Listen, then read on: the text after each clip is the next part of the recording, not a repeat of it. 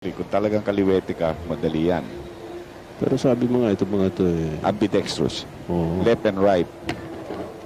Ikot pa, ikot pa. Do But you he take said this on? Efren could do it, but I ain't Efren. No, he's just going to lock him up here. Oh, the nine's there! Earl the Pearl Strickland, 59 years old, is undeniably one of the greatest pro pool players of all time. He is even considered as a legend of pool in the US, just like how Efren Bata Reyes is considered as a legend of pool in the Philippines. This is due to countless achievements Strickland has achieved so far, from 3 times winning the WPA World 9-Ball Championships to being inducted into the Billiard Congress of America in 2006. However, it also cannot be denied that one of Strickland's greatest achievements is when he won the 2002 WPA World 9-Ball Championship. He's got to be comfortable on this shot. The pockets got to look tiny. He's done it! Earl Strickland is the champion of the world. Gets up on the table to celebrate this victory. Making him the only player to have ever won the tournament 3 times. So we're going to show you the highlights of Strickland's path to champion in the 2002 WPA World 9-Ball Championship.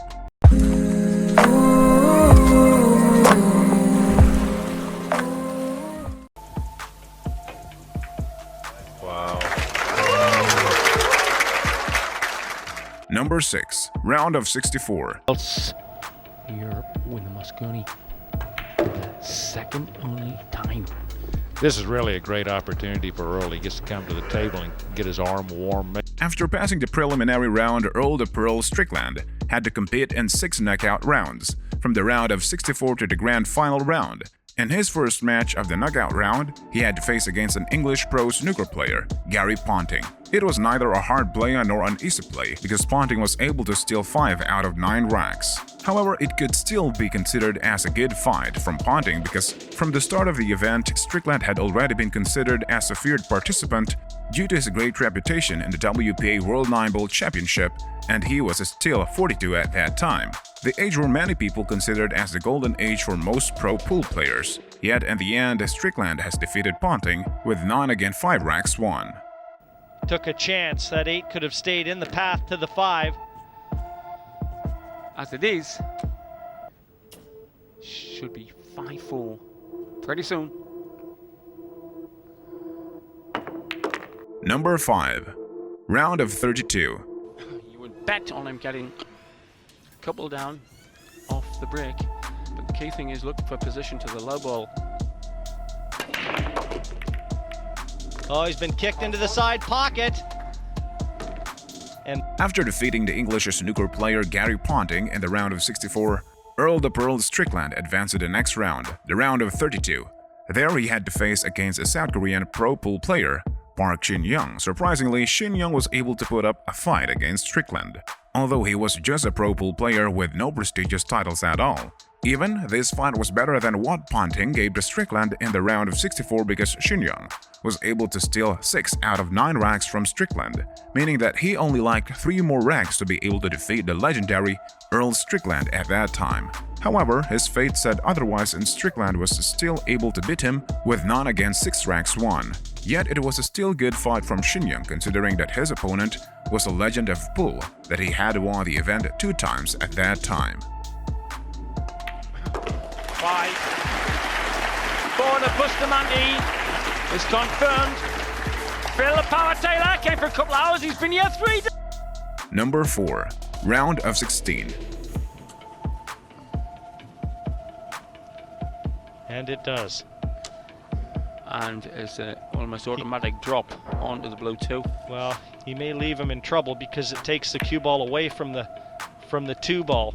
After defeating the South Korean pro pool player Park Shin-young, Earl the Pearl Strickland had the right to advance to the next round, the round of 16. There he had to face against a fellow American pro pool player, Jeremy Jones. However, Jones was not as great as other American pro pool player like Johnny the Scorpion Archer, Shane Van Vuning, or even Strickland himself because Jones didn't have any prestigious titles at all. However, it seems that Jones was not a player to be underestimated. It's because he was able to steal 8 out of 11 racks from the legendary Earl Strickland. It was of course quite impressive for a pro pool player with no prestigious title, although it might be also because Strickland held back a bit due to their same status as fellow American citizens. Yet if we look at who Strickland is, it was hardly the case, so the fact remained that Jones was really able to put up a good fight against the legend. However, the final result was still above all, and Strickland's winning the match with 11 against 8 racks won was the only thing that mattered in that match. It's just like what Dominic Toretto said in Fast and Furious movie. It doesn't matter you win by an inch or a mile, winning is winning. Ask any racer, any real racer. It don't matter if you win by an inch or a mile. Winning's winning. Number 3. Quarter-final round. And leave a nice angle on the 2 to try and dislodge that 3. That's what he's elected to do. After beating the fellow American pro pool player Jeremy Jones, Earl the Pearl Strickland continued to the quarter-final round to face another opponent. This time it was a Japanese pro pool player, Kunihiko Takahashi. Again, Strickland's opponent was another pro pool player with no prestigious title, and Takahashi really lived up to his reputation of having no prestigious title by only winning 3 ranks from Strickland. This was quite disappointing because it was obviously the easiest match that Strickland had in the tournament if compared to his previous matches, where he got at least 5 ranks stolen from him in a match. So Strickland had an easy play at that time and won the match with 11 against 3 racks won. Gently drops onto the 9. This shot! 6-5!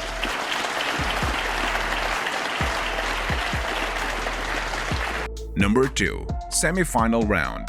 But when you're going to be able to tell is when he's got a shot that's going to require a little touch. These ones he can hit all these. Something that's going to require a little bit of a deft touch. That's when you might see a little tightness in the cueing arm. After easily defeating a Japanese pro pool player, Kunihiko Takahashi, Earl the Pearl Strickland had to face against another Japanese pro pool player, Takeshi Okumura, in the semi-final round. Okumura himself was just another pro pool player with no prestigious title at all, just like Takahashi. However, it seems that Okumura still gave a better fight than what Takahashi gave to Strickland.